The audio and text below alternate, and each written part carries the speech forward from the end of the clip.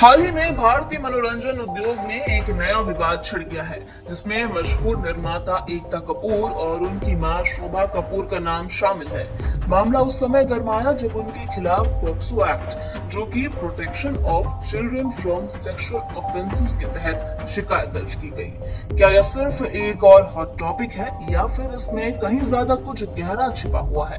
आइए जानते हैं। एकता कपूर, जो ओटीटी प्लेटफॉर्म ऑल्ट बालाजी की पूर्व मालिक है, वो अपनी कई बोल्ड वेब सीरीज के लिए पहचानी जाती हैं। इनमें से एक है गंदी बात। इस वेब सीरीज के सीजन 6 के एक एपिसोड में कथित रूप से नाबालिग लड़कियों के अश्लील दृश्य दिखाए गए थे।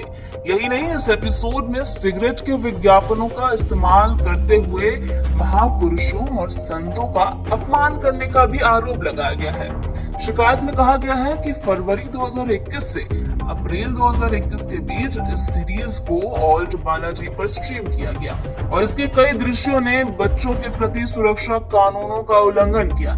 इस प्रकार की सामग्री को लेकर हाल ही में सुप्रीम कोर्ट द्वारा दी गई सख्त टिप्पणी के बाद यह मामला और भी ज्यादा गंभीर हो गया है। सुप्रीम कोर्ट ने हाल ही में एक महत्वपूर्ण फैसला सुनाया, जिसमें बच्चों से जुड़े अश्लील कंटेंट को देखना, पब्लिश करना और डाउनलोड करना अपराध माना गया है। इस फैसले ने मद्रास हाई कोर्ट के एक पुराने निर्णय को खारिज कर दिया, जिसमें कहा गया था कि इस तरह की गतिविधियां अपराध नहीं है। अब ऐसे मामलों में सख्ती से निपटा जाएगा और इस संदर्भ में एकता कपूर और शोभा कपूर के खिलाफ दर्ज की गई शिकायत इसी का नतीजा है।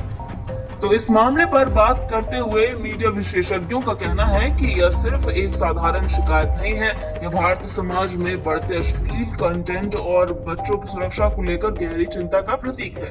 भारतीय मनोरंजन उद्योग में महिलाओं की स्थिति, बच्चों की सुरक्षा और मीडिया की जिम्मेदारी पर गंभीर चर्चा की आवश्यकता है। इस विवाद का असर न केवल एकता कपूर और शोभा कपूर पर पड़ेगा, बल्कि यह ओटीटी प्लेटफॉर्म और उनके कंटेंट पर भी सवाल खड़ा करेगा। एकता कपूर ने इस विवाद पर अपनी चुप्पी तोड़ते हुए कहा है कि उनका उद्देश्य हमेशा सशक्त महिलाओं और सामाजिक मुद्दों को उजागर करना रहा है। उन्होंने अपने प्रोजेक्ट्स में कहानी कहने के लिए बोल्ड कंटेंट का सहारा लिया है और यह स्पष्ट किया कि उनका कोई भी काम बच्चों के खिलाफ नहीं है। खैर, आपकी इस पर क्या राय है? आप कमेंट करके हमें कमेंट बॉक्स में जरूर बताइए।